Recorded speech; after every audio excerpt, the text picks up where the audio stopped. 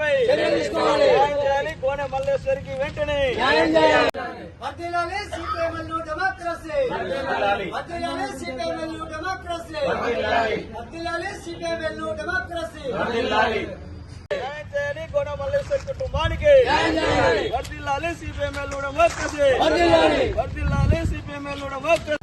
ఖానాపూర్ మండల కేంద్రంలో ఫారెస్ట్ ఏదైతే మండలంలోని రంగపేట గ్రామంలో గోనె స్వామి గోనె మల్లేశ్వరి ఇంటిని అక్రమంగా కక్షపూరితంగా ఫారెస్ట్ అధికారులు గుడిసెలను తొలగించడం చాలా దుర్మార్గమైనటువంటి పరిస్థితి. ఇది తీవ్రంగా మేము CPML new democracy party Khanapur division గా మేము తీవ్రంగా ఖండిస్తున్నాం.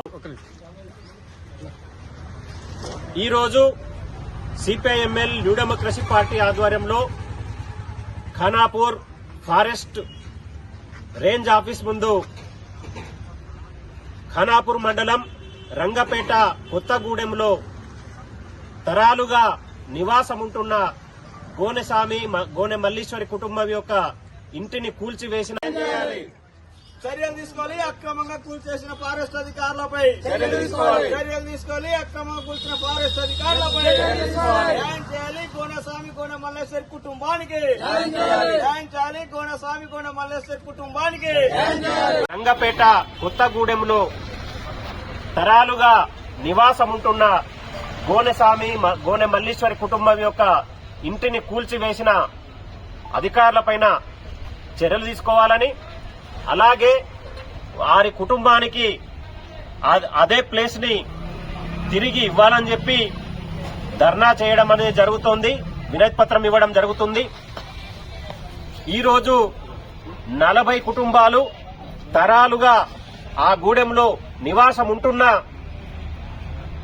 అన్ని ఇండ్లకు ప్రభుత్వమే నీటి సౌకర్యం, కరెంటు సౌకర్యం, ఇతర సౌకర్యాలన్నీ కల్పించిన తర్వాత గోనెస్వామి గోనె మల్లీశ్వరి యొక్క ఇంటికి గ్రామ పంచాయతీలో ట్యాక్స్ కట్టించుకొని, అలాగే అప్పటి వైఎస్ఆర్ ప్రభుత్వం ఇందిరమ్మ ఇల్లు మంజూరు చేసిన తర్వాత పునాది కొంత గోడ లేపిన తర్వాత వాళ్ళ పరిస్థితుల్లో అట్లాంటి పరిస్థితుల్లో ఉన్న ఇంటిలో నివాసం ఉంటున్న వాళ్లను అక్రమ నివాసం అనడం ఇది చాలా దుర్మార్గమైన విషయం.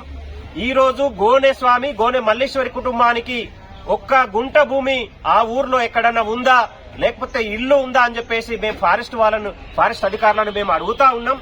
ఒక పేద వ్యక్తి పైన, పేదవాళ్లపైన ఈరోజు ఇంటిని కూల్చివేసి రోడ్డున పడేయడం ఇది ఎంతవరకు సబబని చెప్పేసి మేము అడుగుతున్నాం. తక్షణమే అనేక తరాలుగా ఏదైతే ప్లేస్ లో వాళ్ళు గుడిసె వేసుకొని తమ జీవనం సాగిస్తున్నారో ఆ గుడిసెను వేసిన దగ్గరే వాళ్లకు కేటాయించి వారిని ఉండేటట్టు, వారి జీవనం గడిపేటట్టు అవకాశం కల్పించాలని చెప్పేసి మేము కోరుతా ఉన్నాం.